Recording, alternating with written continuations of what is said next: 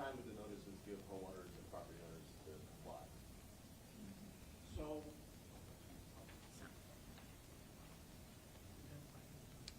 So my name is James Beagle. I'm the Supervisory Special Agent with Homeland Security Investigations. So once the notice is served, we provide the homeowner or property owner, the agents, with an opportunity to contact us. We ask them to contact us. We ask them questions about who they may be leasing properties to, things of that nature. So we're looking for communication with those property owners, and we're willing to work with them.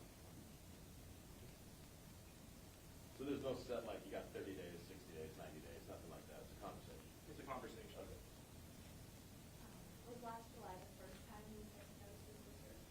That's correct. That was the first time because, again, collectively as a law enforcement community, we're always looking for new and innovative ways of upholding the law and keeping our communities safe. So this is one of the ways that we thought was a good idea, again, to start off with the education phase, which was serving these notices. How coordinated are these game rooms? I mean, are there some of them mom and pop operations, or are there larger criminal networks, criminal organizations that are managing and controlling these? So it has the full spectrum. So you have your, businessmen type that typically don't do anything else but want to profit. They see it as an opportunity to profit from illegal gaming all the way to straight up organized crime. And of course, that spectrum is extremely concerning to the community because with organized crime, you're talking about drug trafficking, weapon trafficking. And then what we've seen, like for example, up in Wahiwa, is that when there's a conflict over security, they will try to rob each other, and those consequences can be fatal.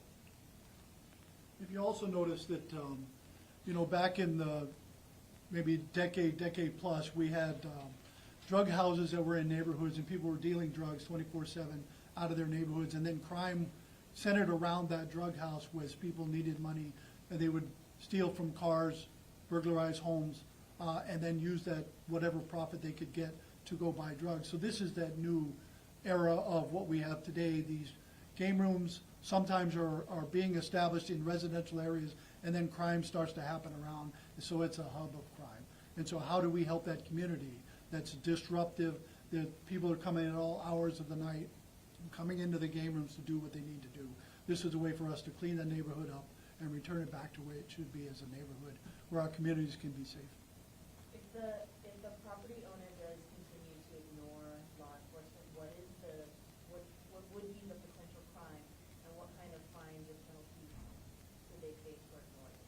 So if they have gambling, and we've done the investigation, they could be felony gambling laws, and then the nuisance abatement, to file the nuisance abatement, and then from there file the petitions to take the property through forfeiture. So they could lose the property if they continue, which is why we're trying to educate everyone now to say, hey, this is not a business model that you want to follow if you want to keep your property as an owner of the property. If someone calls that line that you mentioned, to report a game in the neighborhood, then what's the process, and about how long does it take for the parties to do that? So when it comes down to timelines, a lot of it has to do with impact. We have about 10 investigators that are permanently assigned. So just like anything else, it's an efficiency issue. So a lot of times it can take anywhere from 3 weeks to, depending on what we have on that game room, 3-4 months. So the biggest thing that we want to do is let the community know that we do prioritize our game rooms. The biggest things we're looking for are things around schools and churches or where kids would play, and then residential, and of course we want to follow up in areas where violent crime has seen a little uptick. What do officers have to do in order to build their case? Do you always have to send someone undercover? So we do have to utilize either informants or officers to establish the gambling crime, which is consideration, chance, reward.